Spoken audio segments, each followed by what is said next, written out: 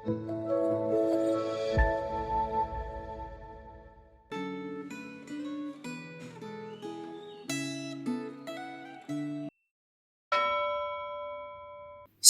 Bapak Ibu Saudara, hari ini kita akan belajar firman Tuhan dengan tema melayani dengan meratap.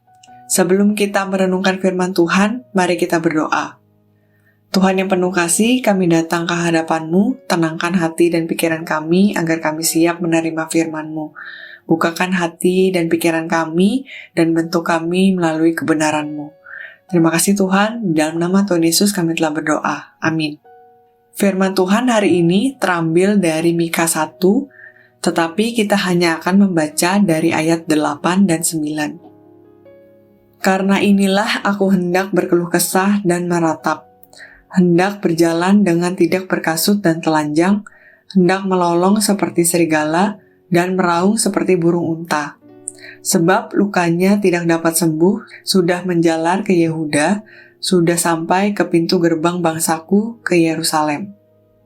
Pesan Tuhan kepada umatnya disampaikan kepada Nabi Mika melalui penglihatan. Ingatlah bahwa pesan kita para nabi umumnya disampaikan dalam bentuk puisi yang sering memakai gaya bahasa, sehingga pesan itu tidak selalu bisa dipahami secara harafiah. Dalam bacaan Alkitab hari ini, pesan menyangkut Samaria dan Yerusalem harus dipahami bukan sebagai tentang keadaan kota secara fisik, tetapi tentang penduduk serta para pemimpin.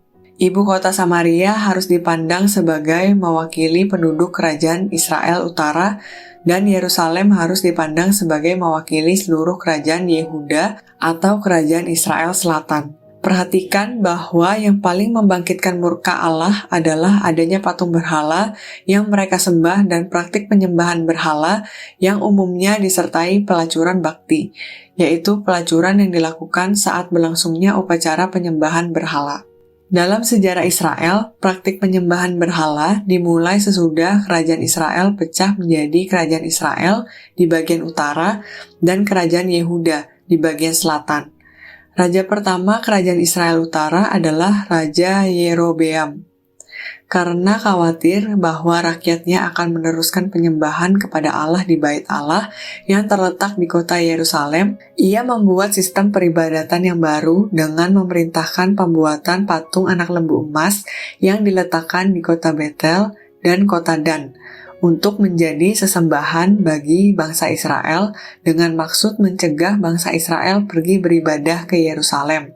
Karena ia khawatir bahwa mereka yang pergi ke Yerusalem akhirnya bisa tergoda untuk memberontak terhadap kepemimpinannya atas kerajaan Israel Utara.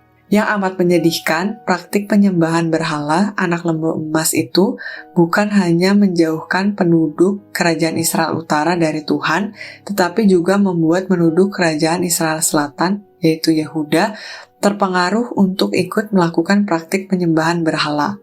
Murka Tuhan atas praktik penyembahan berhala itu terlihat jelas dalam nubuat Nabi Mika yang disampaikan dalam bacaan Alkitab hari ini.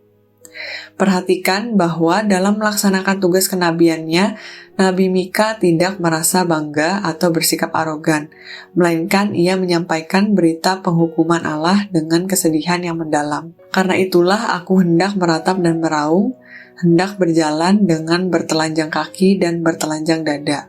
Aku hendak melolong seperti singa dan meraung seperti burung unta. Sebagai umat Allah yang telah diselamatkan, apakah Anda memiliki kesedihan yang mendalam atas dosa yang merajalela di sekitar Anda? Mari kita berdoa. Tuhan, terima kasih atas firman-Mu hari ini. Ajar kami seperti Nabi Mika yang memiliki kesedihan mendalam atas dosa yang merajalela di sekitar kami. Terima kasih Tuhan, di dalam nama Tuhan Yesus kami telah berdoa dan mengucap syukur. Amin.